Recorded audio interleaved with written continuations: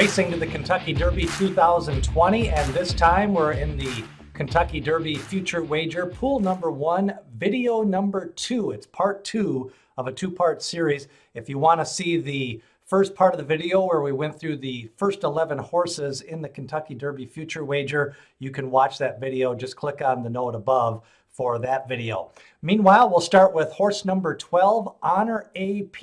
And this guy is going to probably take a lot of money at the betting windows.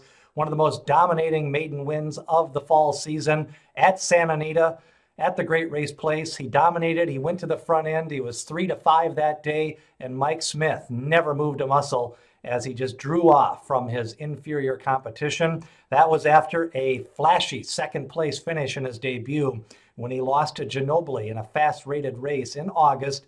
So he had a good developmental fit pattern as a 2-year-old. He won his second lifetime race, which is always a positive indicator. And it was right about 7 weeks after his maiden weight debut. So he had a little bit of time to condense that speed figure and move it up to a 97 Brisnet speed figure in the victory. First crop of honor code out of a grade 1 winning mare, Hollywood Story, and $850,000 is the purchase tag. And the first crop of honor code will be interesting to see if he develops some horses that can get a route of ground. You do have that AP Indy breeding on the sire side. You have some class on the mare side.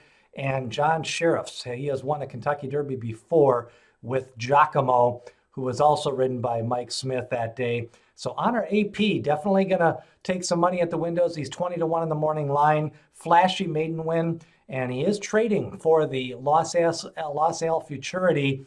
If he wins that race, he'll probably be one of the top 5 favorites for the Roses next spring. Honor AP with an impressive maiden victory in his second lifetime start. Meanwhile, Independence Hall, this guy took a lot of beating in his debut race at Parks.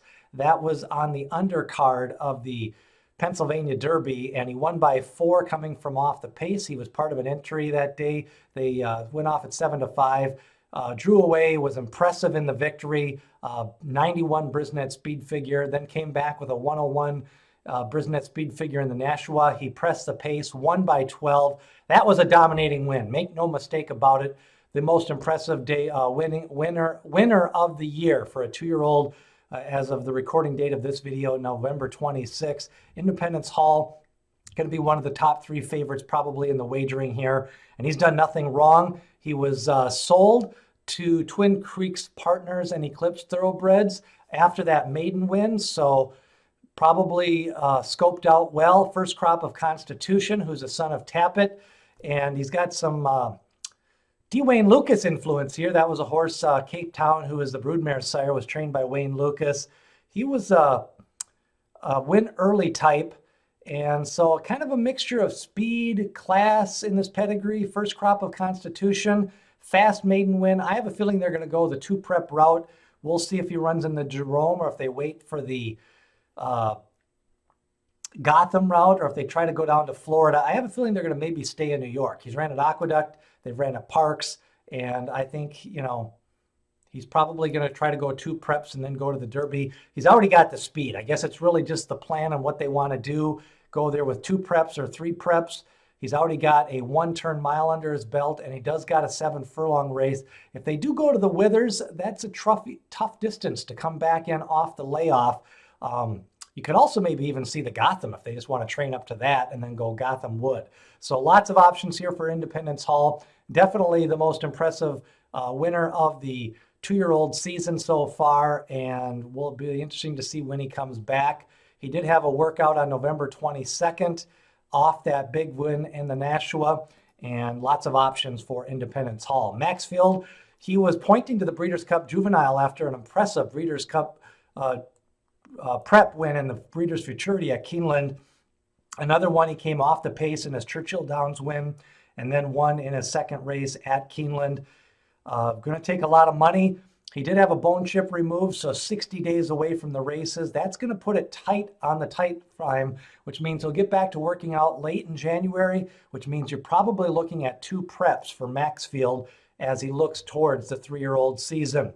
Scabbard, this horse disappointed in the Breeders' Cup Juvenile, did not show up, was bet down that day, losing to Storm on the Court. Lost to Dennis's Moment in the Iroquois. I think he's going to have a little bit of distance limitations. He's by more than ready out of a Gone West mare.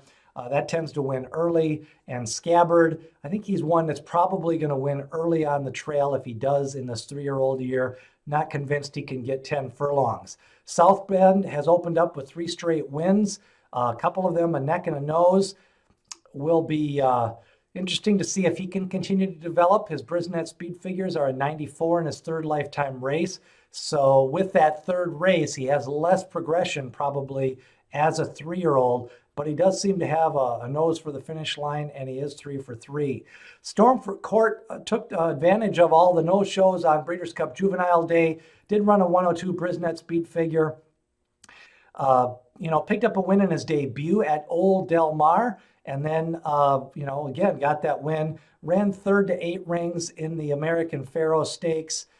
Just not sure if he wants 10 furlongs. I guess he's got the class. He's probably going to go 2 preps as a 3-year-old. We'll see. Right now, they're pointing to the Robert Lewis in February to make his 2020 debut.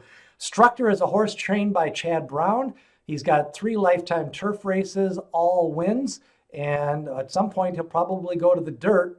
First crop of Palace Malice, who's a son of Curlin, and then you've got More Than Ready, and those horses can get dirt and turf. So Structor one that's going to be put on the dirt trail sometime in 2020. Question is, will it be more in February or March and a 2 prep campaign, or will they try to strike early, maybe in that Holy Bull or something like that down at Gulfstream?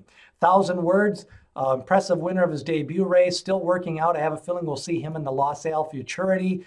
Son of Pioneer of the Nile. Same connections, Elbaugh family stable as Dennis Moment, so they'll probably keep them separate. And I guess if he runs in the La Salle Futurity, we'll see what he does against Honor AP, as that'll be one of the big early matchups of some of these top contenders in 2019.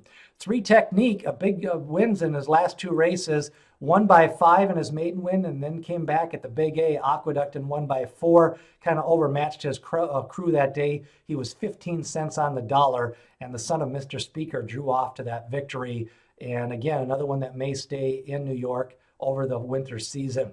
'Tis the Law, we'll see him in the Kentucky Juvenile later on this week. We're recording this video on Thursday before the holiday weekend, and he is supposedly going to be entered in the Churchill Downs Stakes race. He's already got a win at Belmont. He's got a win at Saratoga. First crop of Constitution, so we'll see how they develop as 3-year-olds in 2020.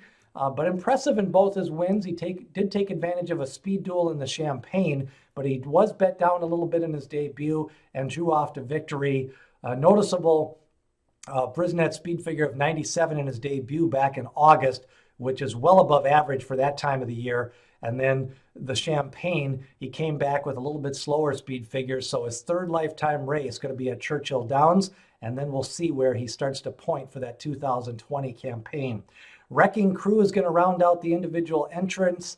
Kind of think he's over-raced already. He's got 4 races. I kind of think we've already seen what he can do. Going to have some distance limitations.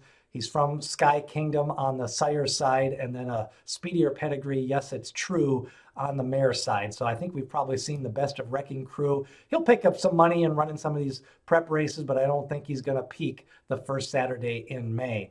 Number 23 is all 3-year-old fillies. I find it hard to believe we're going to see a filly win the Derby in the near future, as the way the point system is set up right now, the fillies have to beat the boys in a prep race to get eligible. And of course, the favorite is going to be All Others. Lots of good horses, contenders in this first pool. That's the one, the smart money. If you just want to take your 6 to 5 or even money, that's the one to play. But definitely use them if you're going with exactas with any of these contenders, either over or under. I will be using them over and under a couple of these horses. So that's a look at part 2. Remember, we do have a part 1 of the video. Who do you like of these contenders? Starting with Honor AP, going through Independence Hall and Maxfield. Also, you get Storm the Court and 1,000 Words on part 2 of this video. Who do you like? Hit subscribe, as we'll lead you all the way through the Kentucky Derby 2020 and the prep season.